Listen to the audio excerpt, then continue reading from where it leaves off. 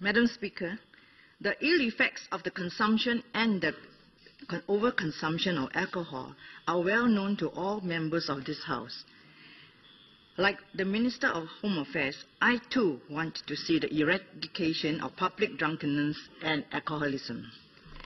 I am agreeable to the gist and intentions of this bill, but have reservations in regard to the implementation of it. However, in attempting to do so, we must aim to tackle the root of the problem and not resort to a legislative overkill. It concerns me that this bill is not only properly drafted as it leads to many ambiguous areas in the law, and there also seems to be a lack of quality public consultation by the Ministry of Home Affairs prior to the drafting of this bill. In response to queries about enforcement, a spokesman for the Ministry of Home Affairs said that police will be able to take a more calibrated approach based on the circumstances of the situation. This gives too much discretion to policemen and auxiliary policemen, which will lead us to uncertainty in the law. Clause 22 of this bill outlines the powers of the police and auxiliary police officers to inspect individuals. Specifically, clauses 22, bracket 1, B and C, empowers officers to conduct strip searches on individuals that they reasonably suspect to be in breach of the clauses set out in this bill, which include not only consumption of alcohol, but also mere possession of it. I take this issue with this as I believe that police officers and auxiliary police officers should not have the power to conduct strip search as it infringes on the modesty of individuals. Also, why is there a need for a strip search when a pet search would survive just at the airports? And I would also like to seek a clarification from the Minister on what constitute reasonable suspicion.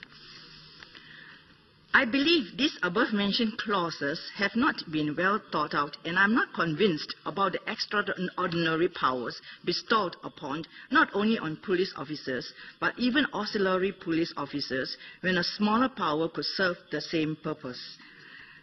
This clause also states that the officers may seize the alcohol drinks even they were not being consumed. This does seem rather odd and unfair. Hypothetically, let us assume, say, a layman buys a bottle of beer at a convenience store after a long, hard day at work at 10:29 p.m. Does it mean that he would be in breach of a law if he did not finish the entire bottle of beer within the next minute? The Minister may designate an area as a liquor control zone where there is a significant risk of public disorder associated with excessive consumption of liquor.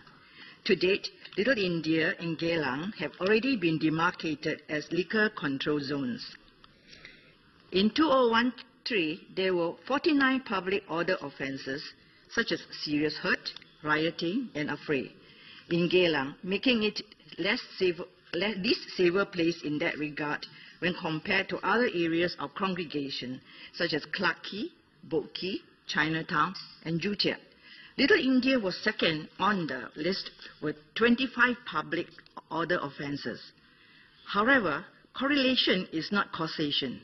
Yes, both Little India and Geylang might have the highest number of public order offences and areas where people congregate and consume alcohol.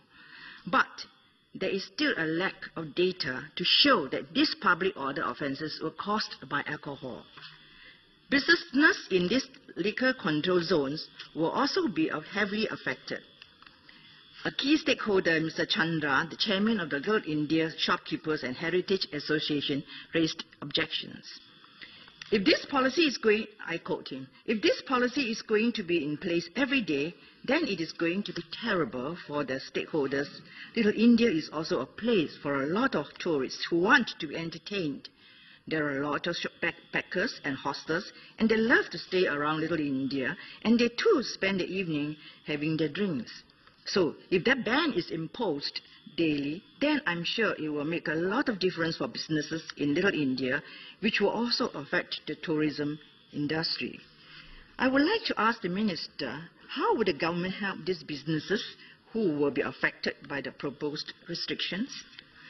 The number of public order offences in Little India for the whole year of 2013 was 25, and this number has decreased after increased policing in 2014.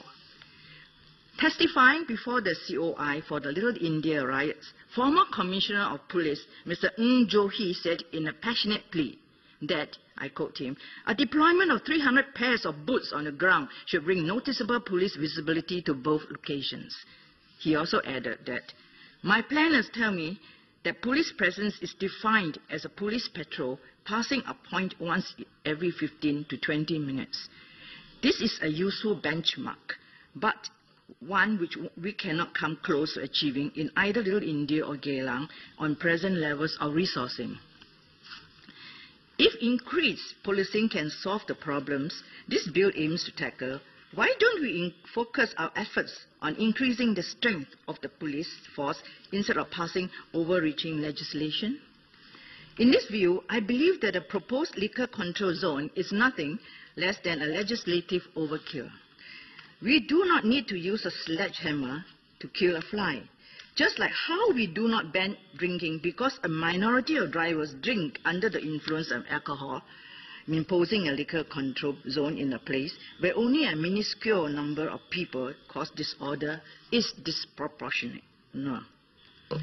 Also, under these laws, foreign worker dormitories will be designated as public areas for the purposes of enforcing laws on drunken behavior.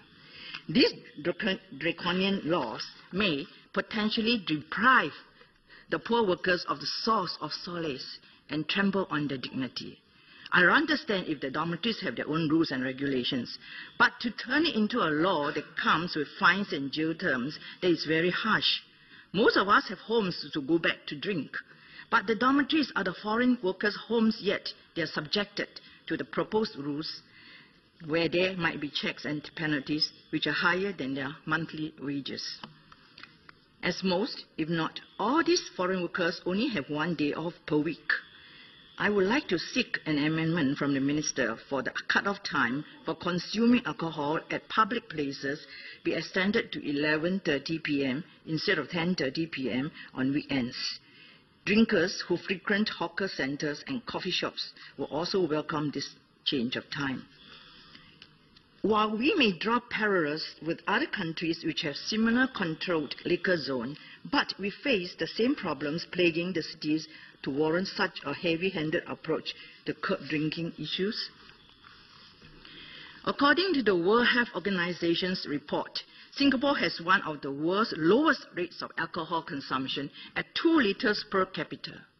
In comparison, Australia, United States, and the United Kingdom's alcohol consumption rates are 12, 9.2 and 11.6 liters respectively.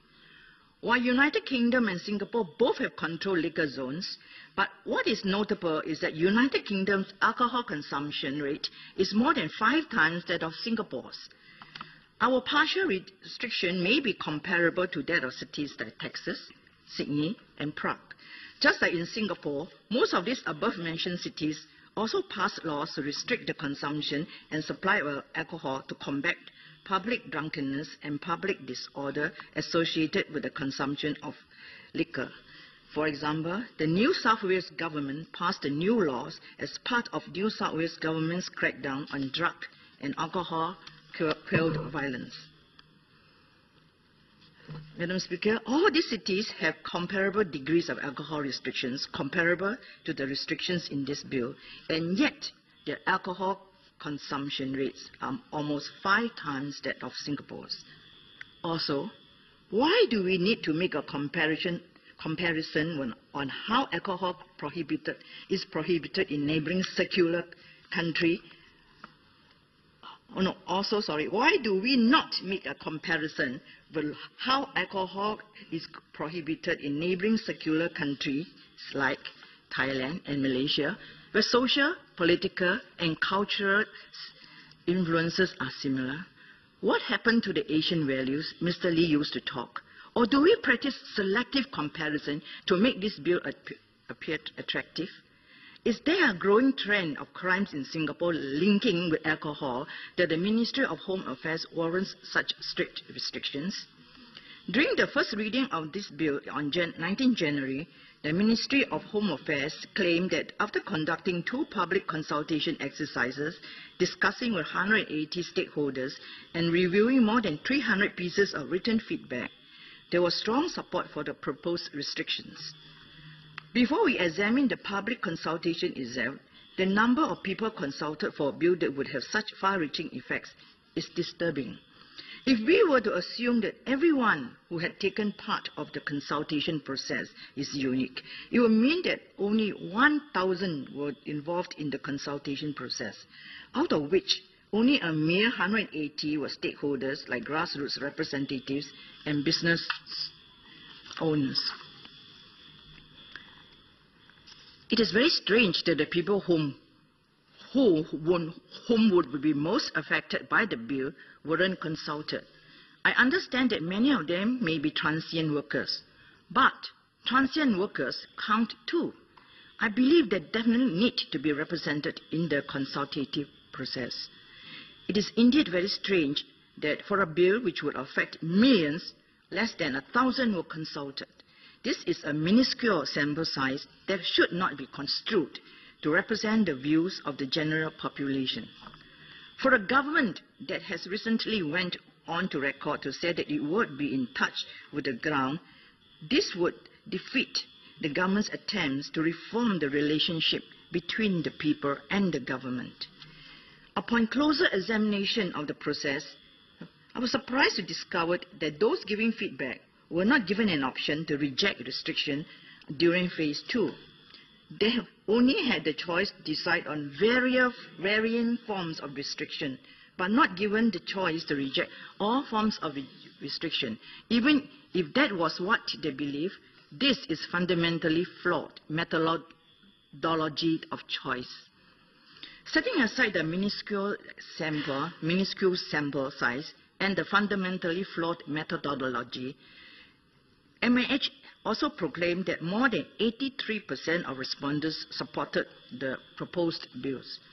However, within 24 hours of the first reading, only less than 20% of 9,000 polled in the Straits Times survey supported the proposed laws.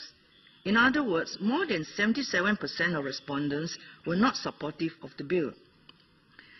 I must concede that neither the ST poll nor the MHA's public consultation have sample sizes big enough and methods to reflect the will of the people. But this discrepancy in results only begets the questions. Do these proposed laws truly have broad support as claimed by MH? Do these restrictions truly reflect the will of the people? More data, effective public consultation from social outreach and recommendations is definitely needed before this House arrives at a decision to pass such a bill. Madam Speaker, I am not agreeable to the proposed laws of this important bill concerning national policy, together with its regulations and restrictions that do not entirely reflect the will of the people of Singapore. I feel that this bill has been hastily drawn, leaving such short notices for the House to debate properly, and being also the Chinese New Year period is coming. I propose this bill be committed to a select committee for further scrutiny, taking in considerations all recommendations by members of this House before this bill is passed. Thank you.